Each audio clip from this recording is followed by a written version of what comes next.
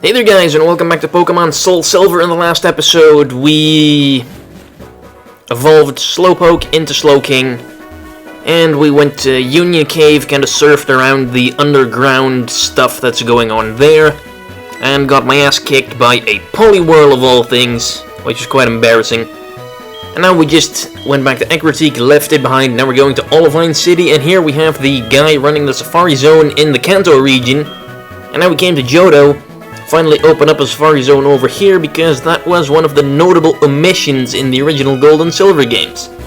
Because Red, Blue, and Yellow all had a Safari Zone. Sure, the mechanics sucked, and it was full of really rare Pokemon that you couldn't get anywhere else and that were a pain in the ass to catch.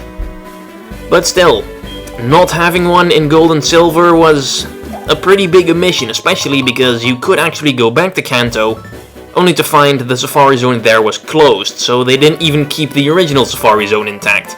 Also, TM for Drain Punch. Quite fancy. But I don't think anyone on my team can learn it. I don't know what the deal is with Drain Punch. It seems to be kind of a really specific move. Not a lot of Pokemon can learn it. You'd think, oh, punching move, pretty much everything that's on two legs and has arms can learn that, but nope. Pretty much only a few fighting types and then a surprising amount of psychic types. Like, I'm pretty sure Alakazam can get it. I know for a fact Hypno can. Other psychic types. I can't really think of too many right now, actually. Anyway, this is MooMoo Farm. Or am I thinking Mario Kart here? I may be thinking Mario Kart. Anyway, it is some sort of farm. There's a whole bunch of Miltank here. And you can give this one Oran Berries because it's sick, and by doing so you'll get something, but I don't for the life of me remember what it is. And I don't have enough Oran Berries. So yeah, that kinda sucks. Why don't you just take your Pokemon to the Pokemon Center if it's sick? That's what those are for. Or if you can't transport Miltank, just have Nurse Joy come over here. I'm pretty sure that's what they do. That's what vets do in real life. If you can't move a big animal to the vet will come to you. So I don't really get what the deal is with that, to be quite honest. I mean, does that Miltank not have a Pokeball? Is it not theirs? Screw it. Let's just go and battle this psychic guy with a Slowpoke. Ha! I have a Royal Slowpoke. Mine is king of your Slowpoke. But I'm not going to show him as king. Instead, he shall die by the hand of the king's liege Pinsir, and his mighty strength, which fails to one-hit KO a bloody Slowpoke at level 17. And that's even with the Silk Scarf I gave him in the last episode. Come on, Pinsir, step it up. Take care of that Slowpoke. They're just lying there all lazy. I don't care that this giant, murderous-looking beetle is beating the shit out of me. And look, another Slowpoke. Oh, at least this one's higher leveled, so at least he has two not completely identical Pokemon on his team. Good for you, Mr. Psychic, whose name I didn't remember. Curse. Wow, maybe you're actually going to survive this. And hold on, someone is just messaging me. Oh, it's a Facebook comment on the... Ah, yeah. On the post I just made that I said, I think Pokemon Omega Ruby is too easy. Maybe it's because I've been using the Exp Share the entire time, but I am so horribly over-leveled, it's incredible. Also, finally, freaking Brick Break. Hell yes. I mean, I know I have Revenge, but get rid of Focus Energy. I don't think I ever even used that move. So now Pinsir finally has some decent stuff. He's got Strength, he's got Brick Break, he's got Revenge in case he needs to hit something really hard, and Seismic Toss in case, I guess, the opponent resists all his other moves or something, and Seismic Toss can do a fair amount of damage. Anyway, Sailor Guy, oh crap, another Poliwhirl, which is about 8 levels below its actual evolution level. I don't understand why I keep pointing that out, it's just something that keeps annoying me every time it comes up. Ooh, Bubble. So worried. Such a terrible move, base power 20. I do believe they buffed that up to 40 in later games, because there's a couple of water starters that for some reason don't learn Water Gun. So they figured, let's just make Bubble just as powerful as Water Gun. Except Bubble can also lower speed, and Bubble hits both opponents in double battles, so Bubble is now basically better than Water Gun in every way. Also, Krabby! I like Krabby. Ever since that episode in the cartoon where Ash caught one and he never did anything with him, then he just brings it in for the Pokemon League because it's such a great battler, I've never used it before, it's probably gonna kick ass. And then it actually does kick serious ass. It's a damn shame he never used that Krabby a lot more. I mean, I always thought that was kind of a cop-out. You know, remember in the first season, the Indigo League? How Ash got eliminated? That was such bullshit. He was fighting that, I don't know what the guy's name was, but he kind of looked like Ash, had like a green outfit. He also had this Pikachu. So I think it was like Squirtle. Ash's Squirtle loses to that guy's Butterfree. Pikachu beats the Butterfree. Pikachu loses to the other guy's Charmander. Then Ash goes with Charizard, who wasn't listening to him at that point in the anime. Because he's like, oh, Pidgeotto was tired from flying him there or something. Squirtle was defeated. Pikachu was defeated, and then all he had was Bulbasaur, or Charizard, and Bulbasaur wasn't going to beat Charmander anyway, so he figured, oh, let's go with Charizard. But if you count it properly, you will notice that I only named 5 Pokemon. Yes, Ash only had 5 Pokemon on hand at that time, apparently. He could have just gone with Kingler or Muck or Tauros or any of the other ones he had at that time to beat up the Charmander, but no, let's go with the Charizard that doesn't listen and ruin everything for him.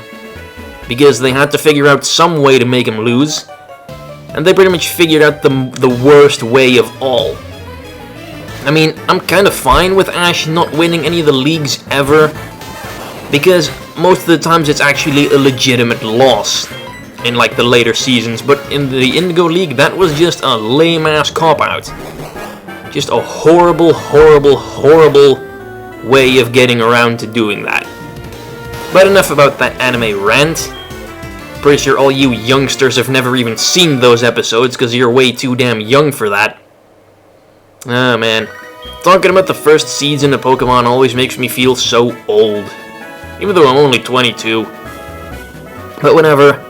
Beat up some trainers during the angry rant, and now we're in Olivine City. Yeah, Pokegear, real cool. Apparently I'm the only person that has one. Hey, look, it's Dick. What are you up to, Dick? You again. There's no need to be alert. Don't bother with wimps like you. He keeps insulting me. I've beaten him like 3 times by now. What is his problem? Anyway, Gym Leader isn't here because Gym Leader is weak or something, so go train at the lighthouse. Sure. Whatever floats your boat, man. Oh, what's up, Pinsir? He's trying very hard to... Oh yeah, he was paralyzed by some Pikachu's static. Bloody hell, static, so annoying. I think a Mold Breaker Pinsir wouldn't have had that issue because Mold Breaker... I'm fairly certain it ignores static. I mean, it ignores abilities, so I'm pretty sure static would be among those. But let's go patch Pinsir up because... don't want to see him suffer because Pinsir's my buddy. Even though he hasn't really contributed all that much to the entire journey as a whole.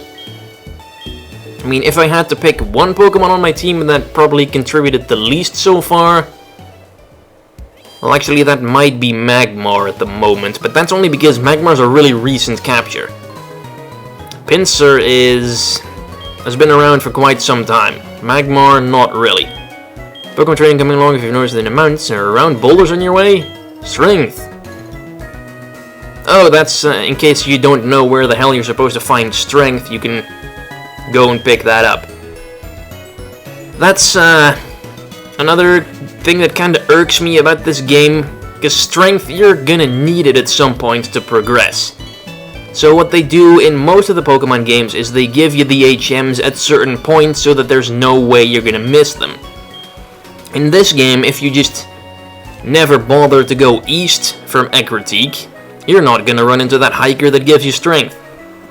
At least not until you really need strength to move on, which I think is actually kinda close. Don't you need strength to get around the lighthouse?